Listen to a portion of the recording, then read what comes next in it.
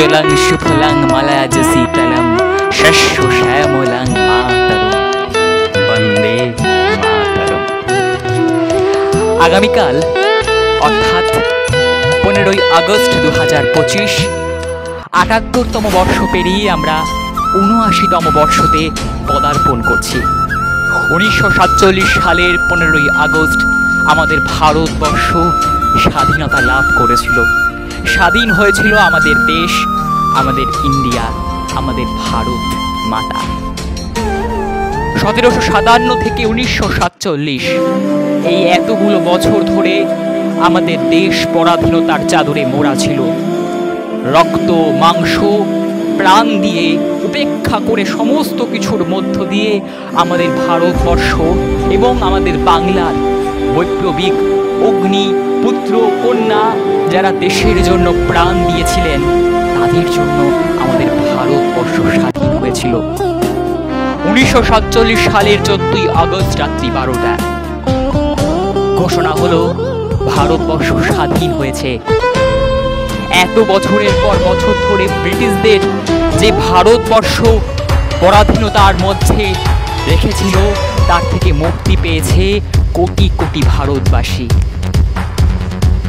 আমাদের নবজাগরণের এই মাটি, আমাদের এই মাটি রক্তের মাটি, আমাদের এই মাটি প্রাণের বিনিময়ের মাটি।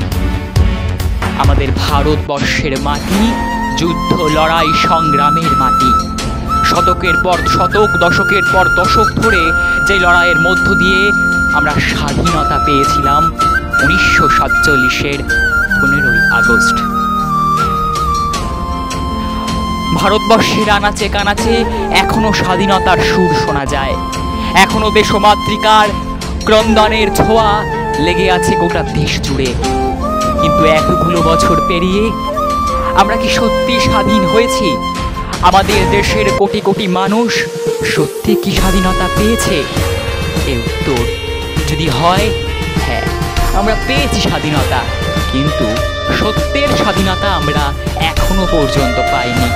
কারণ দিকে দিকে ধর্ষণ, খুন, পুরুষ থেকে নারী, একের পর এক সন্ত্রাস হিংসার মোড়া এই চাদরে এই ভারতবর্ষের মধ্যে ঘটে যাওয়া অসামাজিক অপ্রীতিকর ঘটনাগুলোকে আমরা এড়াতে পারছি না। এতগুলো বছর ধরে এসেও আমাদের এই ভারতবর্ষের মধ্যে ঐক্যতা একতা সৃষ্টি করতে কি পেরেছি?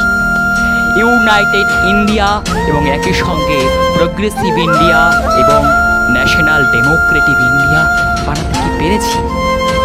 আমাদের ভারতবর্ষ এক বিশ্বসভায় শ্রেষ্ঠ আসন রয়েছে আজকে, কিন্তু ভারতবর্ষকে আরও এগিয়ে নিয়ে যেতে আজকে এই 78 বর্ষ পেরিয়ে আমরা আজ শপথ করছি যে আমাদের ভারতবর্ষকে আগামীর পথে আগামীর যুগে আমরা যেন ইউনাইটেড ইন্ডিয়া, প্রোগ্রেসিভ ইন্ডিয়া এবং একই সঙ্গে ডেমোক্রেটিক ইন্ডিয়া বানাতে পারি, যেন সেখানে ঐক্য একতাই প্রধান লক্ষ্য হয়।